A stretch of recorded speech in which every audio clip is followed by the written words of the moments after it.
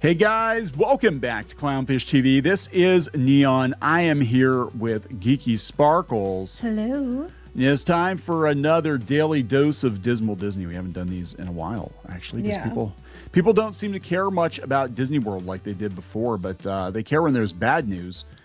So we're going to talk about some bad news for Disney. The park attendance is way down, and then we're going to talk about who is going to succeed Bob Iger as the CEO of Disney.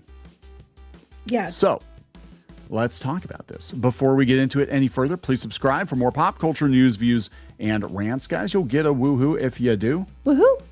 Go out to news.clownfishtv.com. That's news.clownfishtv.com and sign up to be notified when we drop new videos. We also have paywalled content that you can access for only $5 a month. You will not find anything for $5 in Disney World these days. Well, very few things.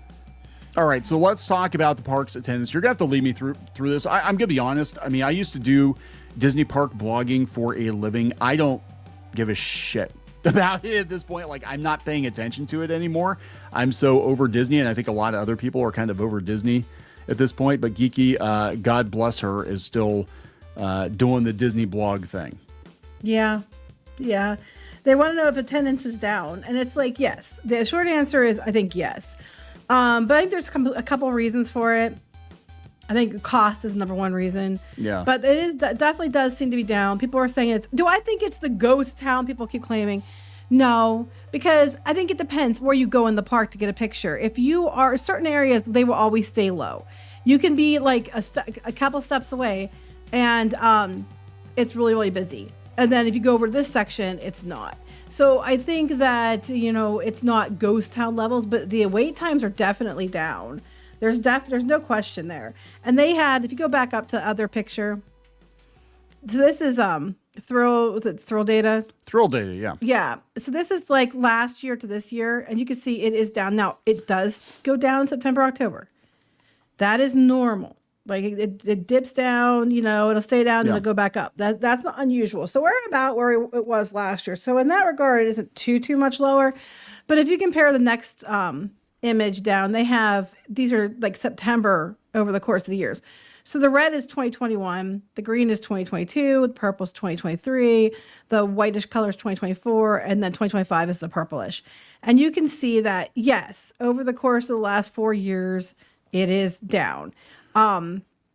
But here's the world's first one, Disneyland, and then Universal. But across the board, it's down some. But it's not as bad as it was in 2021, which was a pandemic. Yeah. Yeah. So, but it has been declining year over year. There is no question. They're going to try to argue it that it's not happening, but it is. Yeah, and that's Universal too, which right. They did not include Epic Universe in this data, though. Okay, because here's the thing. I mean, and you'll have to tell me what's going on here, but just if I had to guess off the top of my head, I would say the economy definitely has a lot to do with it. Well, I think so too. I think there's a couple of things here. I think, we have the fact that this time of year is low normally. Yeah. But I think that you have walls everywhere. Every park but Epcot is under construction right now. Okay. And I think Epcot, we have Spaceship Earth that's going to open soon, but it's down until later this month. But like Animal Kingdom, Hollywood Studios, Magic Kingdom, walls everywhere. So you already have that working against you. People might be waiting because it's all under construction, so why bother? It's easier when it's not. So people might be waiting for that reason. You have the fact that everything is going up in price every week. People can't afford it.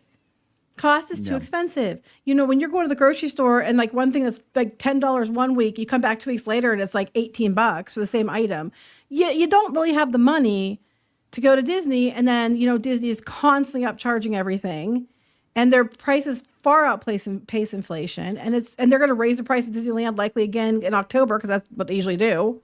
Yeah, the food prices are insane, but it's weird because it's like having Disney World everywhere. We went to, and I'm going to shame the grocery store. We went to a Giant Eagle, and my God, they were selling pumpkin pies for $18. Mm-hmm. $18 for a pumpkin pie at Giant Eagle in Pennsylvania. Yeah, that was weird. That was insane. That was a lot. You can even get a frozen one cheaper than that. So I think those are playing into it. The construction thing is a kind of interesting scenario here because and I know, like when there is construction at the parks and stuff and rides are down, that usually does mean that the crowds seem higher. And it's not because they necessarily are, but it's because everybody that normally would be offset in those areas are now forced into what's left with you. And I think the fact that people are saying it's still ghost town even with the construction, it makes me kind of go, huh? Because knowing what I know and being there, how they do the traffic flows and stuff, construction usually makes crowds seem heavier, wait times longer, and it's not. Yeah. It says to me that attendance is down. Yeah, and Disney, like, what they do now is they try to spin it as a win. They're gonna be like, "Oh, guys, our ARPU is up." That's what the media is doing. Yeah, they're like, "But guys, it's record profits." If Disney could get away with having one person visit their park every day and drop millions and millions of dollars, and it would make more money than having thousands of riffraff in, they would do it. Mm-hmm. That's what they want. But the thing is, they try to figure out how to get you both in, but then make the riffraff wait for 5 hours. For one ride. And look, we know this over the last 10 years, especially Disney has become more of an exclusive experience. It used to be just kind of a rite of passage for most Americans to go, school trips and all that kind. And now it's just they definitely have priced out the lower class. They've certainly priced out most of the middle class. And now they're basically stuck with upper class and people who are Disney diehards, and these would be the Disney adults everybody talks about. Well, then they found a way to piss off both the right and the left at the same time. Yeah, politics didn't help. So there's always calls for boycotts. I could be playing into it somewhat, but take your pick up for which one, because now both sides are doing it. But the record profits, see they always have this come up. Like they'll say it in their earnings calls, but attendance is down, but profits are up. Now, we don't know. We won't know the crowd levels and how it impacted the bottom line until the earnings call for Q3 is going to be in November 13th. And then Q4, that just ended the end of September. We're not going to know about that till next year. Yeah. So is September and October severely down? And has it impacted Disney's bottom line? We're not going to know for several months yet. It is what it is. This is how it usually goes. We don't know yet like what the numbers are going to be. The Q4 end of year fiscal year earnings call is November 13th. So we'll get an idea about how bad, traffic was at the parks up until the end of September. October and from now till end of the year, we won't find out about till next year. And that's first quarter of the next operating year. But they keep saying, attendance is down, but revenue's up. Yeah, because they keep raising prices on everything. Yeah, if attendance is down, they'll blame Trump. They'll be like, tariffs. Probably. Tariffs. Yeah, well, apparently the Iger was supposed to have gone into that ABC meeting to scream about tariffs at one time, so it wouldn't surprise me. Yeah, I mean, look, here's the truth. The truth is, the audience, the appetite for Disney parks is not what it used to be, and there are a lot of reasons. It could even be that people aren't having kids like they used to. And, historically, people take their kids, a bunch of kids. Yeah, but a lot of people go without their kids, too. I mean, remember, Disney adults. It's just, I think the bottom line is attendance is down. Yeah. And if Disney's making profit, it's because they're nickel and diming the ones they have left. But they're getting fewer and fewer people because people just can't justify the expense. Plus, you're all under construction. So, like Disney World, like if you're going to go, you're going to wait until it's done. Yeah, I mean, they had like 6 months in the last 10 years where they weren't doing construction someplace, and it does kind of ruin your experience. I mean, you're paying a premium and to see a bunch of walls and scrims and they don't lower the price when they have half the park tore up. No, they should be like, hey, we're under construction, and it's really annoying. I mean, it really is, especially Epcot. Epcot was a massive inconvenience, but then beyond that, it was a disappointment that they cut a bunch of corners on it. Well, they want you to pay a premium to get on attractions that are open, but when they have them closed, they don't give you a discount. Yeah, that's true. That is true. I mean, figure it out kind of situation. So that's part of it. The other thing that we're going to talk about is the fact that their reports have it down to, which should be a surprise to no one, Dana Walden and Josh D'Amaro. Josh D'Amaro, of course, is the chairman of Parks and Experiences. Dana Walden is a co-chair of Disney Entertainment. She handles the TV aspect. So what's going on is they're talking about how it's basically down to these two people. And it seems like the investors and Disney fans, I think a lot of them are wanting it to be Josh D'Amaro. Yeah. But it looks like Bob Iger, I think, wants it to be Dana Walden. So she's one of his buddies. Yeah, I think they can kiss the Walt Disney Company as we've known it goodbye if Dana Walden gets it. She's not even, I don't think she even has the qualifications because they're like, Well, she comes from the TV and studio side. Well, she's half of the TV and studio side. She has a TV side. So she was one of the ones responsible for Jimmy Kimmel. But if you go back up to that graph you're on, the 3.98 billion is entertainment that she shares leadership with. Yeah. The 8.12 billion is experiences. That's all Josh D'Amaro. If it were me, if it were my decision, I would pick D'Amaro in a heartbeat. I know a lot of people don't like the decisions. 22 years in the company. Yeah, he's definitely, he gets it. Like before they promoted him, people really like Josh D'Amaro, and I think he's only carrying out marching orders. I think if he actually were in charge, but it depends on the board too. They got to get a board in there. Well, the board's the one that's going to pick. It's the board who chooses. Yeah. Not. I don't think Iger gets to choose either. It's just this board. But if you want somebody that would potentially bring back the Disney that we've known and loved, the better of the two candidates is Josh D'Amaro. Right. Dana Walden was notoriously really good friends with Harris. I mean, you all saw how the ABC debate went. You fact check one person and not the other, but that's a whole nother argument. It's just, she only, he's pigeonholed only parks and experiences, which is the biggest part of the revenue. Their plan moving forward is $60 billion investments in the parks and experiences, a bunch of new cruise ships and all that. She's not qualified to deal with any of that. And they're like, well, he doesn't have the TV and movie experience, but I guess a lot of people at the TV and the film and TV areas like him. And they're happy to work with him because they said he's very likable. Everybody gets along with him for the most part. He's the better choice. However, it seems like Iger's a little salty about the fact that everybody wants it to be D'Amaro. Because if you remember, when we talked about the whole thing with him and Chapek and all the stories about that, Walden was one of the ones that were going walk with him every day because they go walkies in their neighborhood together.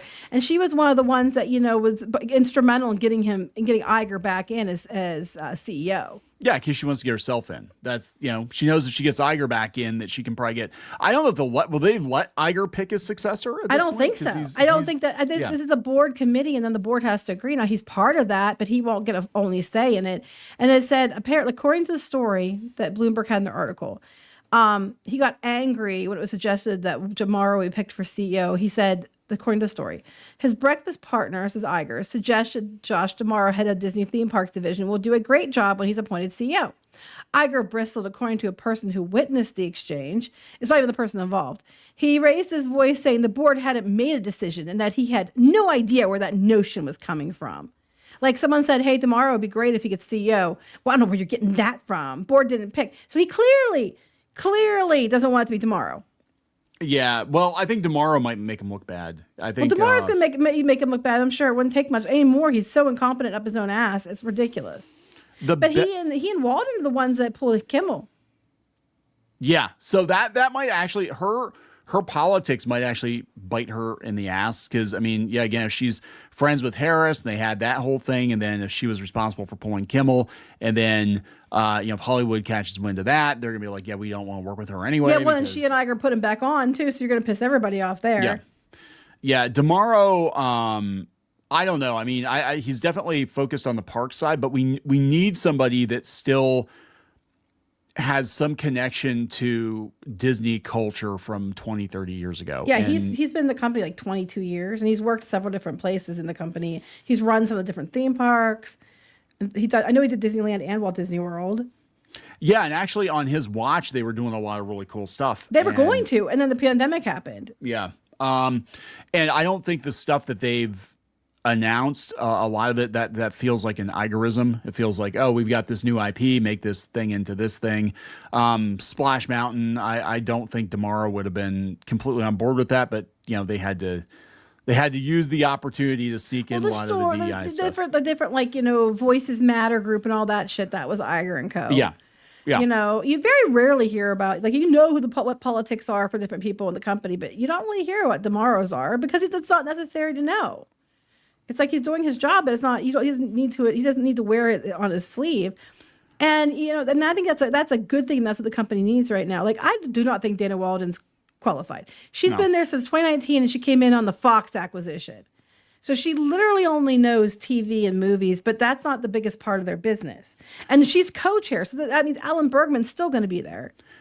You have to be careful when you make a decision like this because whoever doesn't get it is going to leave. because they're going to be pissed off. That's what happened with Stags. I don't think anything of value is lost if you lose Walden. Value is going to be lost if you lose Tomorrow. Walden was also the one who famously got up and said that they passed on a really good sitcom because it was mostly white, and that wasn't okay. I was going to say that. I'm like, yeah. So this woman's like, yeah, we're not gonna bet on a sure thing because it's too white. Right. Well, 5 years ago, they would have picked her automatically because she has tits. And I'm like, and I said this in the article, and I'll say it again. They better not pick her because I don't think she's qualified. And being a woman isn't enough of a good reason. And this is coming from a woman. Her being female isn't enough of a good reason to make her CEO, just so you can say you're the first female CEO. She's not qualified for the position. Yeah. You want Disney to be flushed the completely rest of the way down the toilet, you bring her in. She will flush it. Guaranteed. Yeah, I think she would be the worst pick. I think ever the worst of Disney from 2018 to 2022. If you put her in, you're going to get more of that. Yeah, basically. And like I said, she wasn't even there that long. She came from the Fox acquisition. She came in from that. She's not even been there a long time, and she hasn't done other jobs and the job she was doing basically at Fox. The problem with Iger, and he's going to look at her because she's a TV person, a movie person, right? The problem with Iger is I don't think Bob Iger gives a shit about the theme parks. I think Bob Iger views the theme parks as a marketing tool for the movies. Well, that's basically what it is, because he said he was worried his biggest fear was, when I'm not CEO, I'm not going to get special seating in Hollywood. People aren't going to kiss my ass in Hollywood, because that's all he cares about. Walt Disney hated Hollywood. He hated it. Yeah, well, I hate Hollywood part too. of it, but he didn't like it. A lot of the people leave because Hollywood is fake. It's a bunch of bullshit. It's a bunch of backstabbing things. It's a bunch of really puffed up, entitled assholes who think that they are above everyone else and that they're going to just shit their opinions down upon us, fart cloud it over all of us, and be like, we're supposed to be thankful. Like, thank you. Oh my God, thank you for that. Yeah. Reality is going to stick a cork in it until you explode. All right, so there we go, guys. I think depending on which way this goes, we're gonna have a lot of dismal Disney news. I hope to God it's not Walden. I mean, we bitch about Disney all the time, but the reality is, I'd love to see the company course correct. I'd love to see them go back. Well, they're not going to under Walden. No, they will not. Especially if Damara leaves, because if they would give it to her and Damara stayed, and she'd listen. I don't even know if she would. Maybe, but he's gonna leave, understandably, because he should be the one who gets it. I think everybody's known that for a long time, except for Bob Iger, apparently. Yeah, he'll go to Universal, and they'll be in real trouble. Yeah. I'm just saying. We're gonna wrap this up. Yep. Please subscribe for more pop culture news, views, and rants. We'll talk later. Bye. For more pop culture news, views, and rants, go to news.clownfishtv.com. That's news.clownfishtv.com.